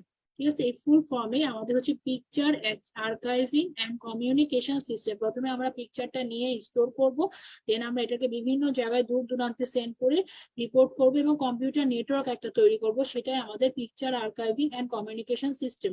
এছাড়া এটা পেশেন্টের রিপোর্টগুলো স্টোর করতেও হেল্প করে। আর 2টা টার্ম আমরা জানবো, পিকচার আর্কাইভিং অ্যান্ড কমিউনিকেশন সিস্টেমটা অবশ্যই আরো 2টা সিস্টেমের সাথে ইনভলভ থাকবে, সেটা হচ্ছে আমাদের RIS, radiology information system and hospital information system. এই পেসের সাথে আমাদের আরআইএস এন্ড এইচআইএস এর একটা লিংক থাকে। এখানে জাস্ট ওই লাইনগুলোই বারবার করে লেখা আছে যে ভার্চুয়াল ফিল্ম লাইব্রেরি থাকবে একটা, মানে অনলাইনে, যেটার কারণে আমাদের হচ্ছে স্টোরেজের যে ঝামেলা সেটা বা ফিল্ম নষ্ট হয়ে যাওয়ার যে টেনশন সেই জিনিসটা আর থাকে না। আর অ্যাডভান্টেজ গুলো খুবই সোজা, জাস্ট একবার রিডিং দিলে আপনাদের মনে থাকবে। Elimination of less efficient traditional film libraries. আগে যেমন ফিল্মের একটা লাইব্রেরি থাকতো, পুরাতন ফিল্ম গুলো কালেক্ট করা হতো বা রুগীদের ফিল্ম নিয়ে নিয়ে ক্যারি করা যে কষ্ট, সেই জিনিসটা এখন কমে যাবে।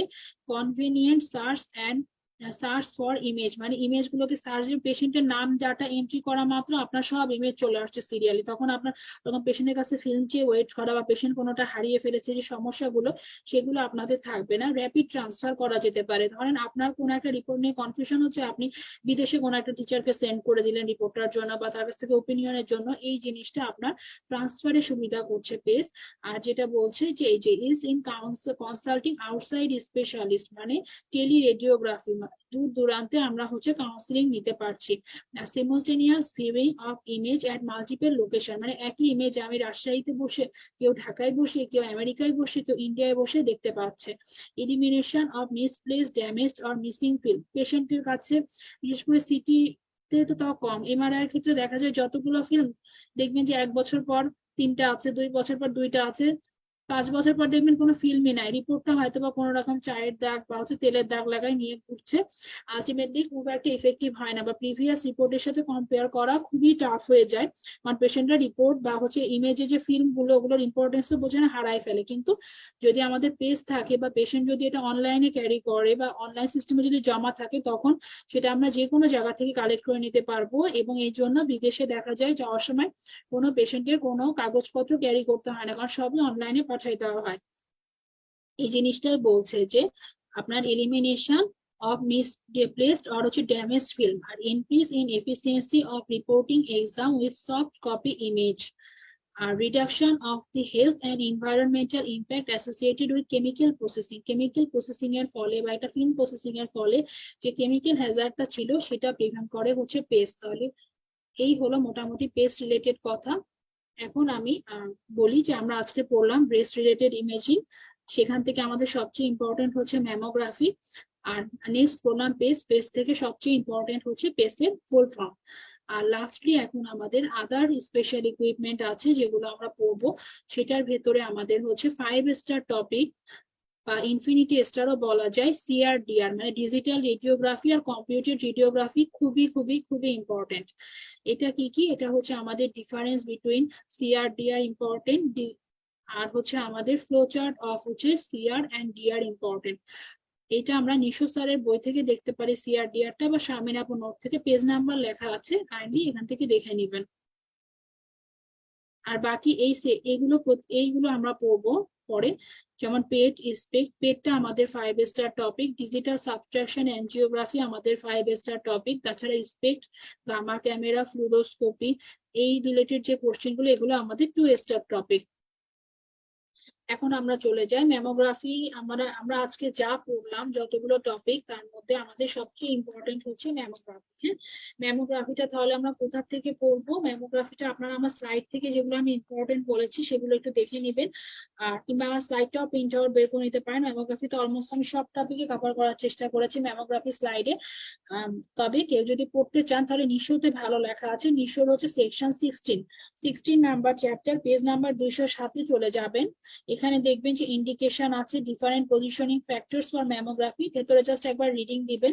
দেন লো কিলোভোল্ট কেন ইউজ করা হয় এটা আমরা রিডিং দিব।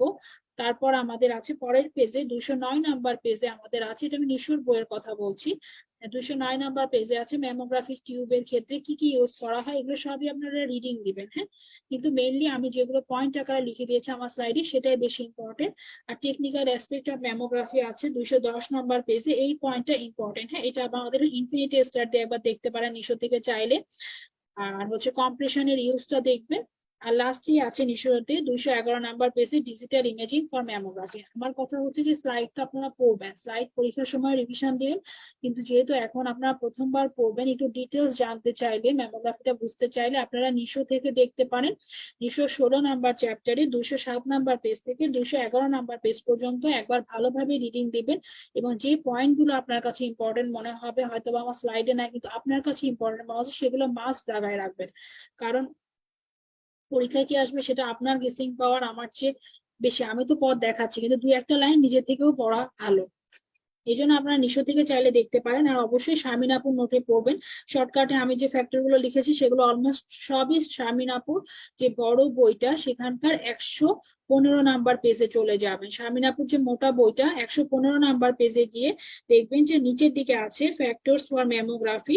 এখানে কি কি আছে, যে কিলোভোল্ট সবগুলো কথা লেখা আছে। 115 নাম্বার পেজ থেকে আমরা পড়া শুরু করব। দেন আমাদের হচ্ছে ফ্যাক্টরস গুলো সব পড়বো, এগুলো ইনফিনিটি স্টার, পরের পেজেও ফ্যাক্টর আছে। তারপর আমরা হচ্ছে 17 নাম্বার পেজ পর্যন্ত আপনারা একবার রিডিং দিবেন। তবে বেসিক্যালি আমাদের 115 নাম্বার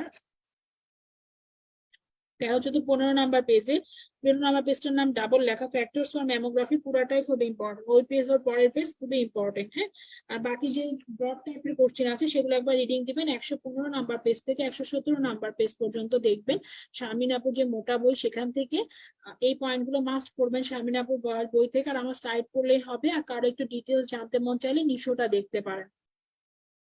তাহলে এই মোটামুটি আমাদের ম্যামোগ্রাফি শেষ।